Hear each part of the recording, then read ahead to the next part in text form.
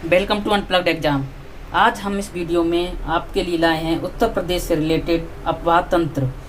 मतलब आज हम इस वीडियो में आपके लिए उत्तर प्रदेश के अफवाह तंत्र के बारे में कुछ मोस्ट इम्पोर्टेंट क्वेश्चन लेकर आए हैं, मल्टीपल चॉइस।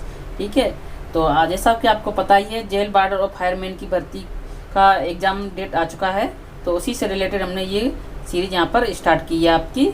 ठीक है, तो आज का चैप्टर है हमारा अफवाह तंत्र भूगोल का। दूसरा चैप्टर आपका अपवाह तंत्र है। तो अगर आपको ये वीडियो अच्छा लगे तो लाइक और शेयर करना ना भूलें, साथ में ही चैनल को सब्सक्राइब कर लें, साथ में ही बेल आइकन को दबाना ना भूलिएगा, क्योंकि इससे आपको अगले वीडियो का नोटिफिकेशन पहले से ही प्राप्त हो जाएगा। ठीक है, तो वीडियो को स्टार्ट करते हैं। तो आज का हमारा सबसे पहला क्वेश्चन है, उत्तर प्रदेश की अधिकांश नदियों का प्रवाह किस दिशा की ओर है। ठीक है, तो इसका सही आंसर होगा आपका उत्तर पश्चिम से दक्षिण पूर्व, यानी सेकंड। उत्तर पश्चिम से लेकर दक्षिण पूर्व, यानी कि जो उत्तर प्रदेश है उसकी जो नदियां हैं वो आपकी यहाँ उत्तर पश्चिम से, ठीक है ना, यहाँ से, और ये होकर सीधा दक्षिण पूर्व की तरफ बहती हैं। ठीक है ना, ये क्या है अफवाह तंत्र आपका, ये किसी क्षेत्र के अफवाह तंत्र में वहाँ के धरातलीय रचना, भूमि की ढाल और चट्टानों के स्वभाव और जल की प्राप्ति आदि का विशेष प्रभाव होता है। क्योंकि क्या है ना, उत्तर प्रदेश का जो उत्तरी एवं पश्चिमी भाग है ना, बहुत तो ऊंचा है यहाँ पर, ठीक है ना, और हिमालय पर पर्याप्त जल स्रोत है, यहाँ से पर्याप्त जल स्रोत आता रहता है, और इधर का भाग यहाँ ऊंचा है, उत्तर पश्चिमी भाग उत्तर प्रदेश का। अतः उत्तर प्रदेश की अधिकांश नदियों का प्रवाह उत्तर पश्चिम से दक्षिण पूर्व की ओर है। ठीक है, नेक्स्ट क्वेश्चन आइए आपका, उद्गम स्रोत के आधार पर उत्तर प्रदेश में कितने प्रकार की नदियाँ पाई जाती हैं। ठीक है, तो इसका सही आंसर है आपका 3। उद्गम स्थलों के आधार पर उत्तर प्रदेश की नदियों को 3 प्रकार की नदियों में बांटा गया है। कौन कौन सी? पहली तो हो गई आपकी हिमालय, ठीक है ना, पहली तो हो गई आपकी हिमालय। हिमालय के विभिन्न श्रेणियों से निकलने वाली नदियां हैं, ठीक है ना, इनमें क्या होता है, वर्ष भर क्या है ना, जल बना रहता है। जैसे उदाहरण के लिए मान लीजिए गंगा, यमुना, काली और रामगंगा और घाघरा, ये नदियां क्या है, हिमालय से निकलती हैं। ठीक है ना, तो पहली श्रेणी ये होगी। दूसरी श्रेणी हो गई आपकी उत्तर प्रदेश के मैदानी क्षेत्रों में स्थित झीलों एवं दलदलों से निकलने वाली आपकी नदियाँ। ठीक है ना, इन नदियों में क्या है, ग्रीष्म ऋतु में जल काफी कम हो जाता है, परंतु सूखती नहीं है। जैसे इसका उदाहरण कौन सा है आपका, एक तो हो गया आपका गोमती, वरुणा। ठीक है ना, नेक्स्ट आपका जो थर्ड है वो कौन सा है आपका, ये है उत्तर प्रदेश के दक्षिण में स्थित पठारों। ठीक है ना, दक्षिण में जो स्थित पठार है यहाँ पे विंध्याचल श्रेणी है, तो उससे नदियाँ जो निकलती हैं आपकी। ठीक है ना, इन नदियों में क्या होता है, ग्रीष्म ऋतु में जल का अभाव रहता है और प्राय ये सूख जाती हैं। तो इनका कौन कौन सा उदाहरण है आपके, सोन और रेहन, टोंस, कैन, चंबल। ठीक है ना, ये 4-5 नदियां आपकी विंध्याचल पठार से निकलकर सीधा उत्तर प्रदेश के दक्षिणी भाग में बहती हैं। आगे चलिए, गंगा नदी उत्तर प्रदेश के किस जनपद से राज्य में प्रवेश करती है। तो ये करती है आपकी कहाँ से, बिजनौर। ठीक है ना, इसका आंसर है वो कौन सा है आपका, सेकंड, बिजनौर। ठीक है ना, ये शिवालिक श्रेणी जो सबसे नीचे श्रेणी है हिमालय की, वो शिवालिक श्रेणी को काटकर गंगा, ऋषिकेश एवं हरिद्वार में बहती हुई फिर उत्तर प्रदेश के बिजनौर जिले में ये गंगा नदी प्रवेश करती है। ठीक है, नेक्स्ट क्वेश्चन आइए, भागीरथी नदी निकलती है, भागीरथी नदी कहाँ से निकलती है, गौमुख से। ठीक है ना, इसका आंसर है आपका पहला, गौमुख।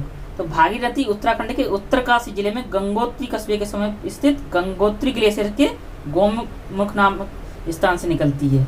ठीक है ना, नेक्स्ट क्वेश्चन आइए आपका, घाघरा नदी का उद्गम स्थल कहाँ है। घाघरा नदी का उद्गम स्थल कहाँ है, तो ये इसका आंसर जो होगा आपका वो कौन सा होगा, मापचा चुंगो। ठीक है ना, तो मापचा चुंगो है आपका आंसर होगा, घाघरा नदी का उद्गम स्थल है ये आपका। ठीक है ना, घाघरा नदी को हम करनाली नदी भी कहते हैं, करनाली नदी के नाम से भी घाघरा नदी को जाना जाता है। ठीक है ना, तो घाघरा नदी का जो उद्गम है वो कहाँ है, तिब्बत के पठार से आपकी गंगा नदी आती है। ठीक है ना, स्थित जो मापचा मुंगो, वहीं पर ये आपका मापचा चुंगो इमरत से हुआ है। ठीक है ना, ये नदी क्या है ना, पर्वतीय प्रदेश में, यानी कि ऊपर का मान लो जो पर्वतीय प्रदेश है, यहाँ पर हिमालय है, तो वहाँ पर जो पर्वतीय क्षेत्र हैं उसमें तो करनाली, और जैसे मैदानी क्षेत्र यानी उत्तर प्रदेश के मैदानी क्षेत्रों में जाती है तो वहाँ पर घाघरा कहलाती है। पर्वतीय क्षेत्रों में करनाली और मैदानी क्षेत्रों में आकर घाघरा कहलाती है। ठीक है, फिर ये मैदानी भागों में ये 2 उपभागों में विभाजित हो जाती है। ठीक है ना, इसका जो पश्चिमी भाग होता है उसको तो करनाली ठीक है ना, और पूर्वी शाखा को शिखा कहते हैं। नेक्स्ट क्वेश्चन आइए आपका, उत्तर प्रदेश का कौन सा हिस्सा सर्वाधिक बाढ़ प्रभावित है? ठीक है, तो इसका आंसर होगा आपका पश्चिमी हिस्सा जो है उत्तर प्रदेश का, वो काफ़ी बाढ़ से प्रभावित है। ठीक है ना, तो कितना क्षेत्रफल है इसका? कम से कम 35.34 लाख हेक्टेयर जो आपका पश्चिमी क्षेत्र है वो पूरा बाढ़ से प्रभावित है। नेक्स्ट क्वेश्चन आइए, देश में नलकूपों से सिंचाई का प्रचलन कब प्रारंभ हुआ? तो ये कब प्रारंभ हुआ? ये हुआ आपका 1930, यानी कि इसका आंसर होगा आपका कौन सा? फोर्थ। 1930 में देश में नलकूपों से सिंचाई का प्रारंभ चालू हो गया आपका। ठीक है ना, तो नेक्स्ट क्वेश्चन, लेकिन ये हुआ कहाँ था सर्वप्रथम? ये भी देख लीजिए आप, ये होता सर्वप्रथम मेरठ में, उत्तर प्रदेश के मेरठ जिले में सर्वप्रथम नलकूपों से सिंचाई का प्रचलन आरंभ हुआ। नेक्स्ट क्वेश्चन आइए, उत्तर प्रदेश में सबसे अधिक नहरें किस जिले में है? किसमें? लंबाई में। सबसे अधिक लंबाई की नहरें किस जिले में? वो है आपकी रायबरेली। इसका आंसर है आपका फोर्थ, यानी कि रायबरेली। ये क्या है? उत्तर प्रदेश के रायबरेली जिले में 843 किलोमीटर है। ठीक है ना। नेक्स्ट क्वेश्चन आइए, उत्तर प्रदेश की सबसे पुरानी नहर कौन सी है? उत्तर प्रदेश की सबसे पुरानी नहर है आपकी यमुना नहर। ठीक है ना, जिसको हम पूर्वी यमुना कहते हैं ना, तो उत्तर प्रदेश की सबसे पुरानी नहर आपकी यही है, जिसका निर्माण कब हुआ था? 1830 में। पूर्वी यमुना बोलते हैं इसको। ठीक है ना, पूर्वी यमुना का निर्माण हुआ था। ठीक है ना, ये कहाँ से? ये सहारनपुर के फैजाबाद नामक स्थान पर यमुना के बाएं किनारे से निकाली गई है। इसकी कुल लंबाई कितनी हो गई? 1440 किलोमीटर। ठीक है ना, यमुना नहर यानी पूर्वी यमुना का नहर का ये पार्ट है आपका पूर्वी यमुना। नेक्स्ट क्वेश्चन आइए, उत्तर प्रदेश की सबसे बड़ी नहर प्रणाली कौन सी है? ठीक है, तो ये कौन सी है आपकी? इसका आंसर है आपका पहला, यानी कि शारदा नहर। शारदा नहर उत्तर प्रदेश की सबसे बड़ी नहर प्रणाली है। ठीक है ना, जिसका निर्माण कब हुआ था? जिसका निर्माण हुआ था आपका 1928 ईस्वी में। ठीक है, तो ये कहाँ से? ये उत्तर प्रदेश नेपाल सीमा पर पीलीभीत जिले के बनवासा नामक स्थान पर शारदा नदी से निकलती है आपकी ये। ठीक है ना, इस नहर से 8 लाख हेक्टेयर भूमि की क्या होती है? सिंचाई भी होती है। ठीक है ना, इसको शारदा नहर को क्या बोलते हैं? काली नदी बोलते हैं शारदा नदी को भी। नेक्स्ट क्वेश्चन आइए, कौन सी नहर प्रणाली उत्तर प्रदेश में बिहार की संयुक्त नहर प्रणाली है? ठीक है ना, कौन सी नहर प्रणाली है जो उत्तर प्रदेश और बिहार की संयुक्त है? वो है आपकी गंडक नहर प्रणाली उत्तर प्रदेश में बिहार की संयुक्त नहर प्रणाली है। ठीक है ना। नेक्स्ट क्वेश्चन, ऊपरी गंगा नहर का निर्माण कब हुआ? तो ऊपरी गंगा नहर का निर्माण हुआ आपका 1840 से 54। ठीक है ना, इसका जो आंसर है वो है आपका पहला, 1840 से 1854 के बीच ऊपरी गंगा नहर का निर्माण हुआ। ठीक है ना, इस नहर को कहाँ? हरिद्वार के समीप गंगा के दाहिने किनारे से निकाला गया है। इसकी लंबाई कितनी है? 340 किलोमीटर। 340 किलोमीटर इसकी लंबाई है। नेक्स्ट क्वेश्चन, रानी लक्ष्मीबाई बांध किस नदी पर बना है? तो रानी लक्ष्मीबाई जो बांध है वो आपका किस नदी पर बना है? तो रानी लक्ष्मीबाई बांध है वो आपका बना है बेतवा नदी पर। ठीक है ना, इस रानी लक्ष्मीबाई बांध को हम क्या कहते हैं? माता टीला बांध भी कहते हैं हम। ठीक है ना, माता टीला बांध के नाम से भी इसको जाना जाता है। ठीक है, तो ये झांसी एवं ललितपुर जिले में जो बेतवा नदी है ना, उसके माता टीला नामक स्थान से निकलती थी। ठीक है ना, फिर इसके बाद आइए नेक्स्ट क्वेश्चन आपका, हथनी कुंड बैराज किस नदी पर बना है? हथनी कुंड बैराज किस नदी पर बना है? ये बना है आपका यमुना। तो हथनी कुंड बैराज आपका बैराज नदी पर बना है। ठीक है ना, और हथनी कुंड बैराज 5 राज्यों की संयुक्त परियोजना है आपकी हथनी कुंड बैराज। कौन कौन से? एक तो हो गया आपका हरियाणा। ठीक है ना, एक हरियाणा, एक हिमाचल प्रदेश।